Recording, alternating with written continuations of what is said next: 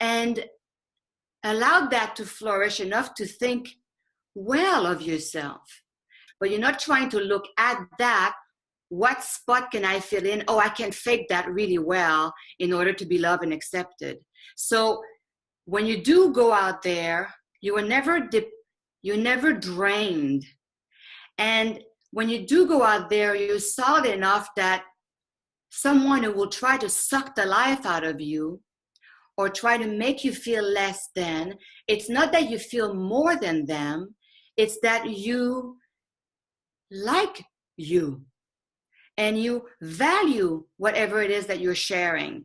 And so someone that is not coming at you with that same energy of, oh, I value this, I want to hear this, and is open to that, as opposed to, let me suck everything out of her and see if I can copycat that and then make some cash out of it, right? Which is, this is a very vulgar way of saying certain things, but that is actually happening around all the time, as opposed to finding out what is that person saying that's triggering my authentic self, that which is dying to come out and to be spoken with love and excitement and courage. Signa, courage, because it takes courage sometimes to go out there, but not to provoke, not to get attention. So where are you coming from? How you feel as you expose all that is authentic self. And that doesn't mean that it is without doubts and fear and insecurities, but these never overpower that sense of awe of that thing that you discovered, and now you want to go out there and you want to share that. And in doing that, you will learn, you will grow, you will evolve. And the people that are trying to suck you dry will just hit an energetic wall that just can't go there, or you'll make no sense to them. You're speaking Chinese. Or they'll be totally uninterested at all. And so slowly you are eliminating that which is not enhancing to you without having to try to. That's authenticity to me. And I think it's happened to us all as soon as we're born in this society. So now I'm watching people being authentic online, but I don't feel it. And I don't feel nourished by it. I feel sucked dry. Mm-hmm. Okay. So comments and thoughts. Gosh, there's been so much going on. My mind's just running all over the place. But what really comes to my mind right now is I'm thinking back on the most authentic people that I've seen in my life. And actually, a lot of them I've never met in person. They don't know me, I don't know them. I've watched them through videos on YouTube, for example.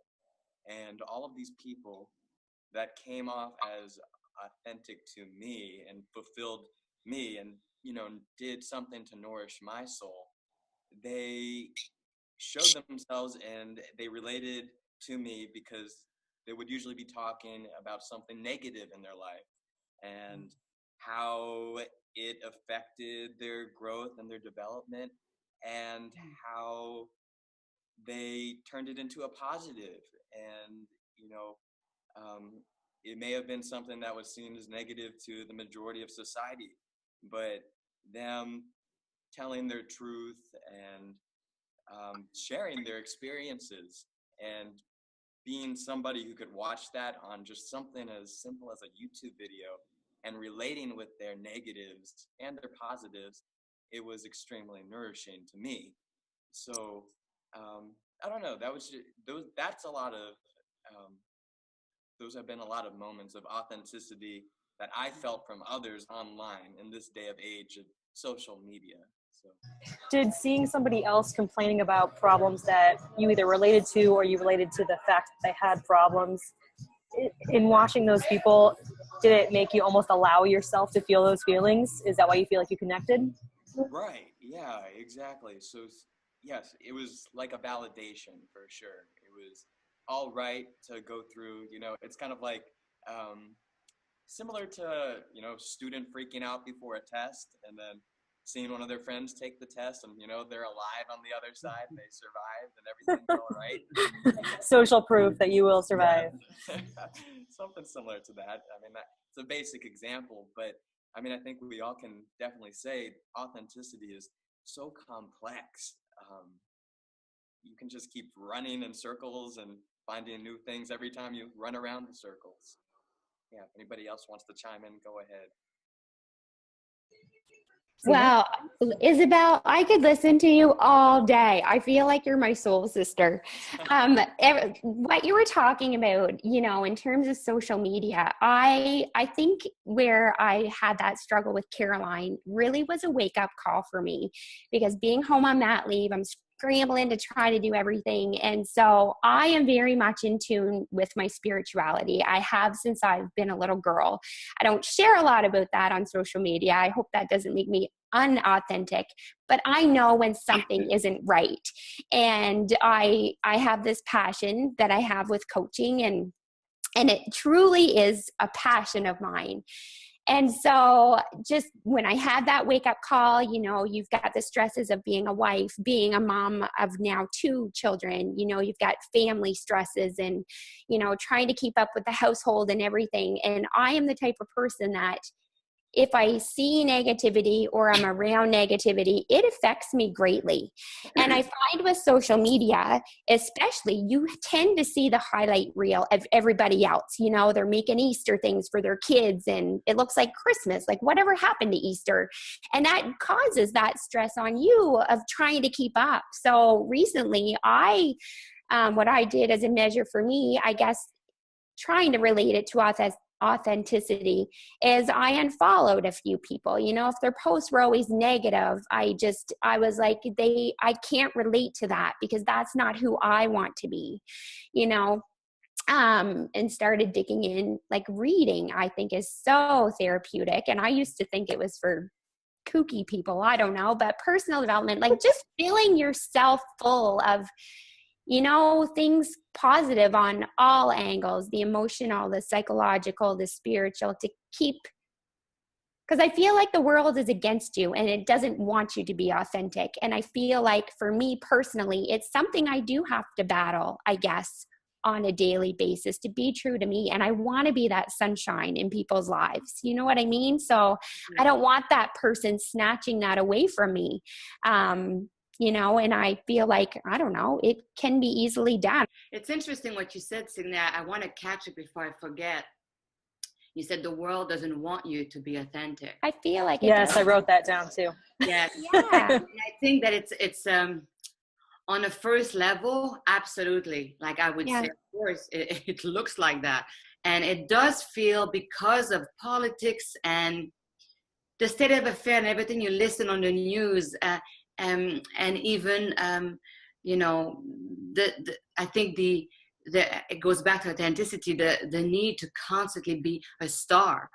So it's not enough to help your neighbor, to help your family, to help yourself, to be a good partner. Everybody's got to be a star now. So it's an interesting phenomenon where suddenly someone can find themselves being very good, like doing wonderful things for every individual they encounter just by being the person that they are. But there's a sense of not being enough because it's just my little me here. I'm not a star. I'm paraphrasing, but there's an aspect of that in our society nowadays, which is interesting. And the world feeling like it doesn't want you to be happy or authentic. Yes, at that level, right? And you say you like to turn things into a positive. So here I go. I felt that for the longest time. I'm a person who's very sensitive to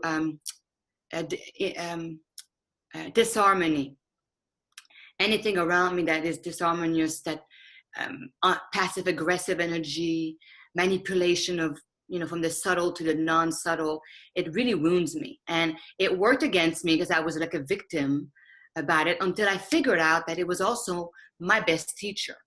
So very slowly I realized that every event that used to wound me is the very event that is waking me up to my inauthentic self. So yes, I am very sensitive. I can perceive energies and they affect me, but does that have to be a negative in my life, which I've allowed it to be a negative and made me a people pleaser. And it made me very good at feeling what people wanted to hear, what they wanted from me, what they needed to get, and I could give it to them. And it made me so happy, and I looked like such a good person. And the moment I started becoming more authentic, where I realized, whoa, I'm a people pleaser. Oh, whoa. Part of that is because I'm so sensitive that I did everything I could to make sure everybody was happy. So there was a harmony around me, but it was fake harmony. I was working it so hard in order not to feel that disharmony until I landed in myself and realized that, let go of that need to keep everybody harmonious around me, because it didn't have to affect me so deeply. I could still keep my harmony, my sense of peace, my authenticity. So for me, authenticity is that harmony. I go back to the very beginning of the recording, where if how I feel works with how I think, works with how I behave, letting go of that offended a lot of people, because suddenly I wasn't a nice person who was trying to fix everything around me. So from the outside, I was not such a nice person anymore, because I cared about me first, which would seem selfish, but it was self-love, and it was landing. So now going back to looking out in the world seems to tell you that it doesn't want you to be happy and it doesn't want you to be authentic. That's if you let it. If you let it, what in you is letting you let it? Why are you letting that affect you, that it changes your behavior in a way that doesn't reward you, that doesn't make you feel good? What is that in you that lets the world? So the world, with its terrible thing happening right now, is giving you an opportunity. How can I be of service amongst the apparent chaos? What part of that resonate with a beautiful aspect of me, something that I value a great deal? How can I serve? How can I bring that and connect with an aspect of the world that could use that help? And then you focus on that, so that it's an infinite well, and the world is not trying to get you. The world is showing you, oh, I know what I can do about that. And you start doing that. But as you do that, you're constantly feeling better as well, because then this space of you is evolving and growing and tuning itself more and more as you're providing. So you always provide yourself. And that's authenticity to me. I think so many of us, we're paying attention on social media. We see all these different things going on the news, and we become lost because we're not blooming where we're planted. Does that make sense? Yes. And, by blooming where we're planted and sharing the love and helping where we are, and then sharing with others how to help others, I think that could make more change than getting caught up in the noise and chaos. But yeah. And I think making sure that what you're planted is really your seed. It's really the seed that you wanted to plant. That the only reason why you plant that, it's because it really is authentically your little thing, your gift, what you figured out about yourself. And that's the only reason why you plant that seed. Never to be loved, never to be accepted, wanted, famous, rich. You plant it because in the planting itself, there's a great feeling of fulfillment. And that is so contagious. Who wouldn't want that beautiful little seed of yours? If that is the soil, if that is the soul that it comes from, of that excitement of just, whoa, I'm going to plant that. And we'll see what happens. As opposed to, who I hope that people really love me and I get a lot of like with this particular seed, And I think that if we ourselves stop seeing the event of the world as it's raping us of something, and that in order to go out there and help it, we are draining ourselves. And where am I? And what about me? And what I need? Not that we don't take care of ourselves, but we take care of ourselves from a different place. And I think that as we start going there, very often those very actions may seem unauthentic. So from the outside, for a while, you may not be loved and accepted because you will not be a people pleaser. You may not be as famous online with as many likes. You may not make as much money if you start something out of nowhere that may take for so long. It may take 5 years, not 2. And you may have to go through all these zigzags before you actually get something from that seed when you thought it was going to go like this. And we have all these concepts because of what we see online. It's supposed to go like this. I'm helping the world. I'm saving the world. I'm doing the right thing. Therefore, it should work. And then we feel like the world, as you were saying, is stopping us from flourishing, when I feel that right now, the very exact thing is happening. The same way that I used to think my poor childhood took away my joy or my ability to be me or whatever. I'm looking back more and more as I get older, and I'm seeing that those were my seeds. All that, those were my seeds, and I'm finally blooming. And this is why when I go online, I don't stress. When I talk, I don't stress, because I'm not trying to have Derek adore me and think I'm fantastic, or Stephanie, but something is happening to me. I'm noticing things, and I decide to talk. So whatever line of work you're doing, if it comes from that place where there's not a need, I think automatically you're authentic. So being authentic and being in harmony does not mean that the whole world is going to love you. It does not mean that you're going to be famous. It doesn't mean that you're going to please everyone. It may actually mean that some people may leave you because of that. And then will you continue? Will that seed be so real for you that it's worth some people moving away from your peripheral view because it doesn't resonate with you anymore? And in that leaving, you realize, I was working so hard to be in that relationship. I wasn't authentic. I was trying so hard. How many people say, I love you, let's get married, and a few years later, because it wasn't as easy or as perfect, or they ended up being sick, or they're not quite aging as cute and sexy as you thought they would, it's over and love is done, and then you move on to the next one. Ooh, I love you now so much. Bye. So it's like authenticity to me is kind of like that. Where was your authenticity? If your business is having a hard time right now, or if the people are not giving you back the response that you want, and because of that, you drop and you move on to the new authentic thing, where was the authenticity in who you were and what you were doing? That's the key, right?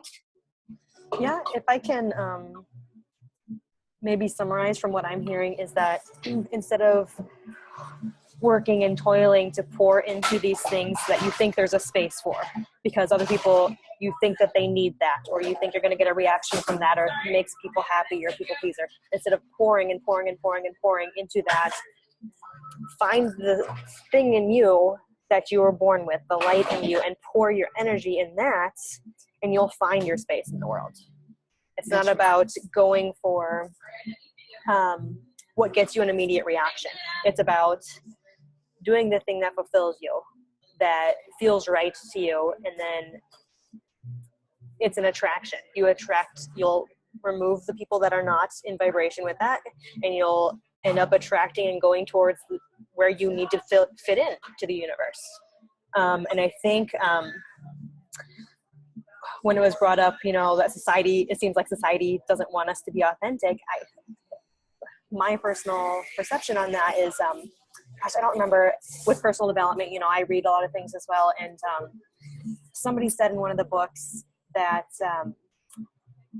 basically it's all your fault. Take responsibility for what's happening, because nobody can make you feel or do or think anything that you don't allow. Okay, so if you can finally accept that you're responsible for what you see as bad in your life, then you can also accept the fact that you're responsible for all the good things, and you can change that. You have control now. Once you realize that, which is a hard thing to realize, I think, and is why it's so difficult to, and it makes us think that society is keeping us down and not wanting us to be authentic, is that it's hard. It's hard to go up against that and be like, almost it's all my fault. It's all my responsibility. But owning that is so enlightening and takes the burden off your shoulders, because guess what? Now you can choose the other. You can choose the positivity. You can choose the light. You can choose to be away from what was holding you back, because now you realize you were in control of that.